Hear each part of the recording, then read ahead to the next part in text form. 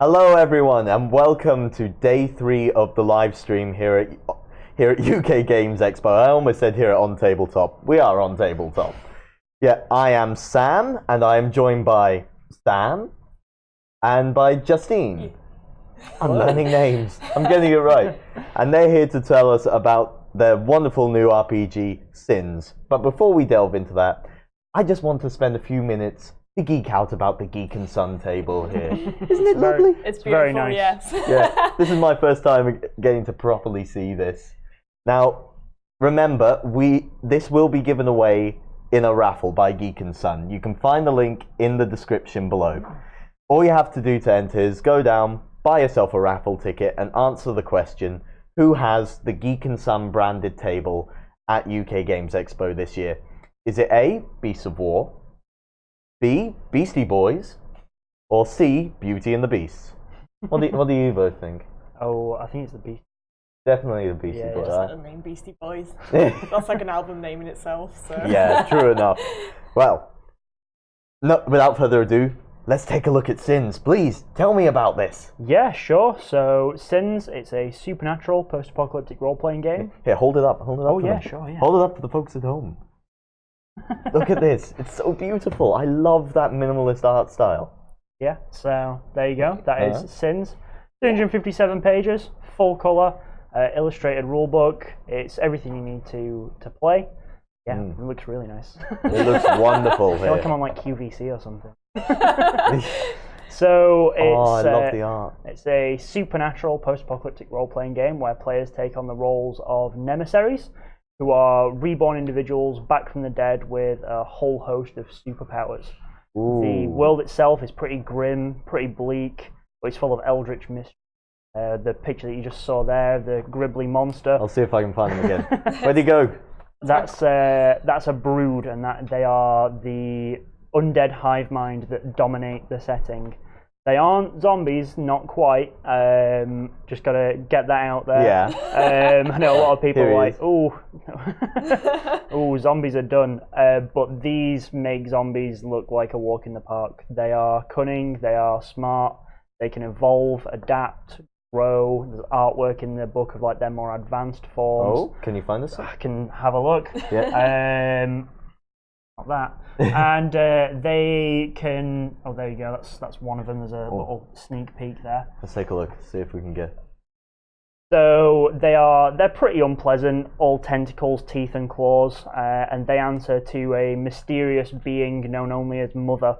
All very eldritch and very Lovecraftian, and the post-apocalyptic Earth in the world of Sins is ruined, for want of a better word. And the only hope that the world has are the nemesaries, who are really powerful individuals with a whole wealth of mysterious, unique, and terrifying powers.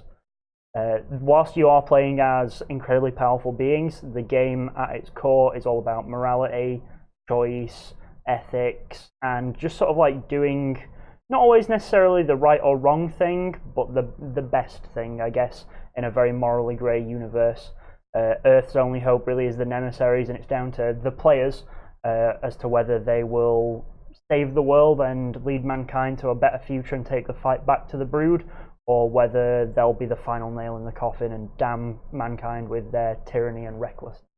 Oh, I really like the sound of this. It's got all the elements I love. Good. So, what are your roles in the creation of this? So I'm like the lead writer. It was done by me and three others. There's been other people coming and going along the creative process. You know how these things go in the RPG industry. Yeah. I'm taking Sins forward into the future. We're sort of like rebuilding the team, I guess. We've produced this, and you know, with the role-playing game industry, many people come and go on various different projects, but I'm like the core member. I'm the Nick Fury of this. This is your baby. This was created by a friend of mine. His name is Michael Tankard, very talented, but he's moved on to other projects, and I've taken this idea and really sort of like brought it to life, kind of thing. And I see. I'm here like finishing off and getting it out there. I guess I'm like an adoptive father, Well, it's more than I'm its actual father. well, that's fair enough. Yeah, that's fair enough. It is a beautiful looking book. Yeah, thank you very much. And what would your role be? I do like the editing and proofreading, but not as much as him. But I do help with like character designs and things. I also just help sell it and like promote it as well to people. Yeah. So, We're an incredibly small team, very Yeah. very indie setup. There's sort of doing this, and there's only us two here this weekend at the UK Games Expo. So we have spoken to hundreds of people Between and us, talked ourselves hoarse, and we're going to do it all again today. All the hard work has seemed to have paid off, though. We are shortlisted for the Best New Role-Playing Game of the Year award. Wow. You can vote for us through the UK Games Expo app if you have it. I believe votes close around 2 p.m, 3 p.m. today, because that's when the award ceremony is. So there's still plenty of So, time. Yeah. We'll see if we win anything. I believe there's two awards: the Judges Award and the People's Choice. I believe people can vote for. Wonderful. So Yeah. Yeah. You've heard that, guys. Call to action now. Please vote. Get the app. Vote for Sins. Yay. Now, the reason I am on this stream right now, the reason I hopped in, is I actually ran into you both yesterday. Yes. Good, yes. Yeah. I was just wandering around the hall on my lunch break, walked past, saw that image of the skull, and I was just like, hello? I stopped by, and I did actually pick something up. I have here... What? Can you tell me what this is? Okay, so this is Sins Dead City, and whilst the game is a post-apocalyptic game, this takes place before the apocalypse. You play through the end of the world. Let's just take a So look at it's a prequel adventure, and it's a pre-written, and it's got a demo version of the game's engine. It's got 5 pre-written characters in it, and it's also got a longevity of around 3 to 5 hours, depending on how competent your play group is. And it just gives you a taste of like the game's engine and a little sort of like teaser of the world. A little bit of supernatural stuff creeps in towards the end there, and if you enjoy it, there's a small scenario in the back allowing you to take the characters from that into the post-apocalyptic world of the core rulebook. So it's just like a little a teaser, I guess. It's a little demo. We very much designed it so the mechanics are like simplified, so people can get a feel for like the D6 pool, and if they enjoy it, and they can go on to the main. Not really. Yeah. So it's just a little like a demo, I guess, and we have that for sale here this weekend. It's very accessible. It's only £8, and we've also got some UK Games Expo exclusive covers for it. Yes, with a sort of like a little comic book feel to get you some variant covers for this weekend. The art style is very interesting. It Yeah. has elements of the anime to it. Yeah, it's sort of Mad Max meets Hellboy. Yeah. is the best Yeah. sort of tagline I can give it to people who want it summed up in the shortest way possible. It's very eldritch, very mysterious, but it's still very... almost cartoony elements to some of them, but then it's also quite dark enough of that kind of like mesh of it together. So the art's caught a lot of people's eye when they come past on it. Yep. Yeah, I hadn't thought about that description, Mad Max meets Hellboy, but just, looking at some of that, I can definitely see that, the strong focus on We have that colour. available as a print here today. We're giving that print away for free this weekend if people want to stop by our stall and pick one up. In very nice gloss paper. I've got one framed at home in like a black frame. It's very nice, very nice. Come round our stall and get one of those today. Do you think they'd miss us for 15 minutes if I went and picked them up? We've got loads left. Don't worry. We were here last year actually before we kickstarted. Yeah. So we kickstarted last September, and we were looking for 5,000 to just do an initial print run, and we thought we'll do friends and family kind of thing, and we just wanted to get the idea finally out there. And it just blew up completely, and we ended up doing 30,000, and we've since shipped worldwide to both individuals and select retailers. So it's really taken off, and the hard work's paid off. I mean, we're shortlisted. We've been shifting loads of copies to interested people all weekend. So yeah, we were here last year, and we only had one copy. It was the only copy that existed, and people were asking to buy it, and we were like, unfortunately not. If you buy that, it's gone. Oh no! So we got funded enough to actually bring stuff now. Like we've got loads of pre-written boxes of adventures. copies with us this week, and really doing the whole thing properly. So we're happy to answer anyone's questions about it. We're here all weekend. Have been here all weekend, and we'll be here for the rest of today as well. Are you running any demos while you're here? Unfortunately not, it's just us two, so I've not really had the time to sort of like go away and demo the game, but if people come around to our stall, Hall 1, K7, If you come around, I can demo the game's engine for people there, and then just show them the core mechanic and how it works. A few people have asked us if we'd like travel and like run sessions for people, and if it's organised, we're more than happy to run sessions for people to get them interested, because we enjoy GMing as well. It's like a really simple system, and I love the horror element of it, so we're happy to do that as well for people. It's important to know that the game doesn't really have like a fixed genre. Our tagline is epic action horror in a dying world, but the game is what you make it. If you want it to be very gonzo and very Mad Max action, that's very much possible. If you want a very gritty horror style, that's also possible, depending on the kind of characters that you build, because the world is pretty mean, but you can also build pretty mean characters in turn, or pretty useless characters in turn. If you want to have the odds stacked against your party, you can do that as well. Yeah, well, just having my flick through the initial intro scenario, I was noticing, you told me about the paranormal element, and I was noticing there isn't that much of it initially in this. There isn't, no. That's very much a zombie sort of see how long you can survive kind of thing with Dead City, and then something a bit more whoa happens towards the end that makes you go, that's not normal, that's not stereotypical for a zombie kind of thing. And it sort of leaves you on a bit of a cliffhanger, taking you into the more eldritch post-apocalyptic world of the core rulebook. As you explore more of like America and you come across the shards, which are sentient rocks, you start noticing more like super paranormal things around. Things might be a little more off here than they first appear. That makes sense, but not always in a completely obvious way. Sometimes it'll just be people acting a little bit different or things like that. It's up to the GM really how they want to play that, but we do it quite subtly, and it's not like, wow, there's ghosts everywhere. That's not sins. It's more like these things have changed. It can change whole civilizations if they're just near a rock or anything like that. Yeah, I wanted to backtrack a little bit there. You said talk about the rocks. Sentient pieces of rock. Do you want to pull that up there on the artwork? What? Well, actually, that gives us a good overview. So the apocalypse starts, as you find out in Dead City, when a meteoric shower happens across the world, known as the Black Rain, wherein these black rocks, jet black rocks that seem to absorb light, fall to Earth. Their fall is slowed right before they're about to make fall. They land quite softly with very few casualties worldwide, but they seem to disrupt technology around them, and people start to getting like headaches and feel uneasy around them. Police cordon them off, and people are quite distrustful of them.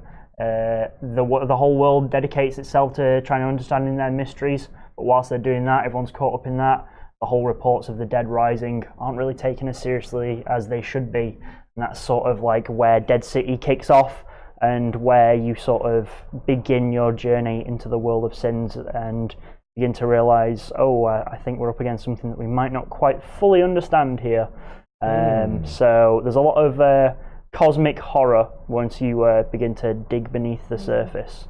I like that. So you've got the cosmic horror of the shards, the unknowable force that's come. Yep. But judging by the artwork and the focus on the what did you say the characters were called? They're called Nemesaries. Nemesaries, yeah. You have that personal element to it. Yes, yeah. So there's a grand scale, but a lot of your adventures can take place on a deeply personal level. Nemesaries are very complex beings. Your characters are, ultimately, they're people who have had lives, died, and then come back again. They've fought their way back through the afterlife, through sheer force of will, strength of character, whatever have you, and they're back again for whatever reason your players decide. It could be an unfulfilled purpose. It could be they didn't get the most out of like their previous life. It could be that they've got some goal that they deeply feel like they needed to achieve right before their death. They've come back to sort of finish it off, and they've come back with all this power and ability as Nemesaries, and that's really where like most of your adventures will begin. Dead City takes place with you starting off as humans, and then at the end, spoiler, you probably die. And you end up with a scenario at the end where you could wake up in the far future as a Nemesary with these characters from Dead City. Oh, I like that. The person who did that in our campaign now was a mechanic who died, and then back about 50 years after the actual fall of man, and my character's like, what is happening here? Like, I remember dying, but I'm here, and then you can play through that, and it's quite it's quite a good like character like development, like how they change through that really is how you as a player want to work that. That opens up some very interesting possibilities for storytelling. So definitely, you can have that very strong emotional focus as you dig into the reasons why. Although, having said that, as a GM myself, I know you can create the most emotional, involved story you want. Yeah. Only for on day one the sidestep it. Yeah. but I've created all this wonderful world. No. No, we go opposite direction. Yeah. And it's like, damn. Yeah. We want to take over this pub. Yeah, it does happen, but Nemesaries are really complex characters. There's more to them than meets the eye. They one aspect of them. They're Transformers? No, not quite. I mean, there are powers where you can shapeshift, but not into a car or anything like that. That's for the expansion. I'm sure someone will find a way. So Nemesaries have an aspect about them called the Hollow, which is it's a, I guess it basically, the best way to describe it, it's a demon that lives within them. I keep flicking through this book here. Yeah, go ahead. So it's a demon that lives within them, and it provides them with their power ultimately. Yeah. But it also seeks to bring about their downfall. It's everything that they hate about themselves personified as a voice within their head, and it's always looking to ruin the Nemesary. Despite how powerful and great Nemesaries are, the Hollow is always looking to ruin them, and that can be left either down to the GM to play as the Hollow, or if you've got a more experienced roleplay group, we could say, like, you know, the person to your right or left maybe takes on the role of the Hollow. And the Hollow, whilst it supplies your power, it's looking to ruin you. It's a parasite. If you die, it will die with you. Nemesaries, very powerful. They can regenerate most wounds. But one thing that will really always get them out of the game is if their Hollow becomes stronger than them. Yeah. So if you want to take us to the front of the book, I can show you the character sheet. All yours. We put that literally, it's all yours. We put the character sheet at the front of the book because I know that a lot of people judge game systems on the character sheet. And so if it's the first thing you see, and you see that it's nice and simple, easy to read. One page. Yeah. For all the mechanical depth that the game has, if you want it to, it's still all just one sheet that we've designed just to keep it nice and simple, keep it running.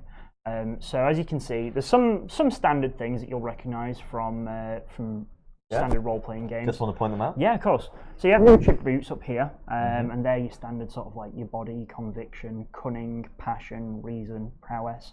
And they're obviously like your strength, your charisma, things like that. Things that role-players are familiar with. And then you also have some different stuff. So like we have fate. And fate is the nearest thing that Sins has to a level. There's no levels, there's no classes in Sins, it's very fluid, it's all about the character development, and fate is basically just your narrative importance in the world, and that really goes up like when the GM wants it to go up, sort of thing. It's like, okay, so you become more important in your local area perhaps, and bigger things might be coming after you, so increase your fate by 1, and it only scales up to 6. Like 1 being your, I don't know, maybe like a town sheriff or something. You're a PC, but you're not like a world changer. Yeah. Going all the way up to like a fate level of 6, where it's like, okay, you're probably changing the fate of continents at this point. You're probably going to be a major player in the world and things to come. I can see that. Yeah. I like this idea. And the way the core mechanic works is you always take. So let's say, for example, you're running down an alleyway. Yeah. I've given this example at the Expo this weekend quite a few times. So what would I need here for that? Alright, so you're running down an alleyway and there's a fence ahead of you. Maybe you're being chased by some unspeakable horror and you've got to get over this fence. So what you would do is you'd say to your GM, okay, so I'm going to haul myself over the fence with a feat of pure strength. And so your GM would say to you, alright, make me a body athletics check. Now, hypothetically, let's say they were playing a different kind of character and they said, alright, I'm going to try and somersault gracefully over this this fence. The GM might say, make me a prowess athletics check. They're fluid and can be comboed together in any way possible, really, for the task at hand. So you would say, alright, make me a body athletics check and I'm going to need you to get 2 successes on that. Since there's a difficulty scale going from 0 through to 7. 0 being, you're definitely going to achieve this, it's just a case of how well. And then 7 being, this is a legendary difficulty kind of thing, and good luck pulling it off. You better have all the factors stacked in your favour to sort of get that one right. So you'd roll as many dice as you have in body for this test. You'd add to the pool as many dice as you have in fate, I should really have brought a character sheet with me that's filled in to exemplify this. We have some pre-made ones. Oh here. yes, we do. Yeah, there's some pre-made ones in Dead City. How Excellent. useful. How useful. Here's some they prepared earlier. Welcome to On Tabletop Does Blue Peter. Yeah, gonna make it out of PVA glue and yogurt pots. All right, let's find a character who'd actually be quite good at this test. Okay. All right, so let's take Thomas Farrow here, Yeah. for example. So he's running down an alleyway, jumping over a fence to escape some unspeakable horror. He has a body of 4, so he's rolling. That's 4. So 4 dice from body, an extra dice from fate. So that would be 5 dice in total, and he would need 5 ups as dictated. Can we zoom in on that? Not any further, I'm afraid. Oh. But I can see here that the first dice marks out a 6+. Oh, wait, we have alarms. Oh, keep going. I think he's going to try and zoom in act first. natural.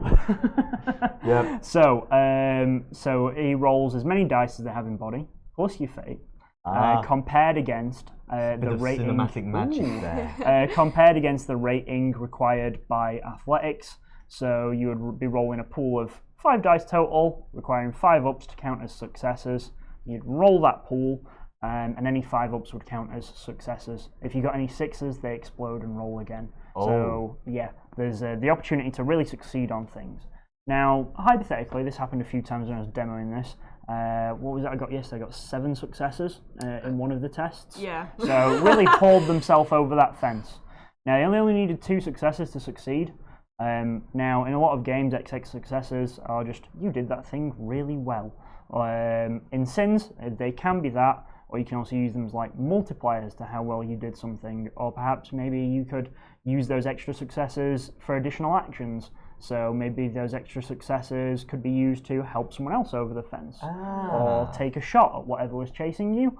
It always keeps things fluid, keeps it dynamic, and keeps it cinematic, and just a cooperative experience of storytelling all the while. We very much like to encourage narrative ingenuity, and also there's always one person who rolls badly on high chase things. Usually it's me too. So having someone going, "I help you," is thank you so much. Yeah, helping those people out. That's something that you can do. It's cooperative. Your group will be basically against the world. So doing that could save one of your characters. Yeah, definitely. And another thing is there's you can get extra dice to your pool through cool descriptions, going all the way from 1 extra dice for nice description, 2 dice for oh wow, that's really cool, and then 3 extra dice to a pool for something that makes the whole table go wow, that was a really genre, that was a really session defining, genre busting moment, sort of. That was really cool. We'll remember that for sessions to come, kind of thing. We call them the water cooler moments. The moments Yeah. where you and your friends will gather about going, should've seen this That's guy. the kind of thing that merits getting 3 dice, And another thing that you can do for your dice pools that keeps the narrative going. So we talked earlier about how there's no leveling system in Sins. Yeah. Instead, what you have are motivations.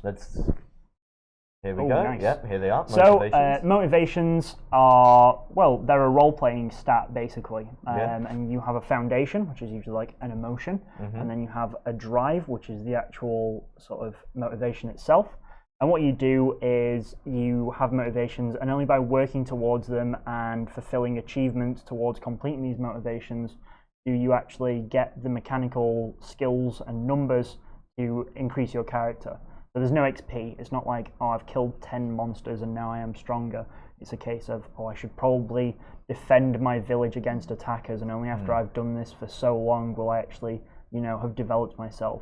A lot of an emissary's skills and talents come from their strength of will, strength of character, and only by developing that and honing that then they really improve themselves. It's also a very good way to get older players kind of working together, because a lot of people sometimes step back and let us go through, but if you want to develop as well as them, you've got to get involved in whatever way it is. If you've got a sneak character, maybe that character finds some information out and gets experience for that, for their motivations, and works through that. Yeah. So I like that a lot, especially this concept of foundation and drive. It's almost that concept of want versus need that you see in character creation a lot. Yeah. So, 5th edition has your ideals, your flaws and things like that, but they don't always interact with the game in a mechanical manner. With this, they directly interact with the game's mechanics, and that if you want to better yourself and work towards advancing your character, like you're going to have to work towards their personal goals and their personal achievements to actually develop them, you know, like in real life. So only by like working towards your goals can you become a better person, which is very very wholesome in this, very this horrible wholesome. post-apocalyptic world. They might not always be good like goals. Yeah, no, the rules are there to play as baddies. But you know, we leave it up to the players because it's a role-playing game at the end of the day, and it's what you make it. Yeah. And everything that I've just said about sins, you could interpret entirely differently. Such is the wonderful nature of role-playing. Motivations can also change throughout the game. Like you might start with one character motivation, but as certain like things happen narratively, like right, well these like slavers caught a family that I really liked, and now I'm going to like, capture them, and it changes and develops. Yes. And if you work towards that, then others might help you, and it's a very cooperative game and stuff. If you spend longer playing together with the narrative storyline like that. There's plenty of space on the character sheet for different motivations, changing motivations, and there's also mechanics to support those, like changing your motivations. Oh, so you've completed your motivation, now what? So it really just always keeps the game flowing and always keeps your characters developing on a personal and narrative level, as well as keeping them up to date mechanically. So you're always growing organically. Yeah. Excellent. I really want to dig more into this. I want to see more about sins. So I'll be stopping by your stand again. Fantastic. Yeah. I want that art print. I'll admit.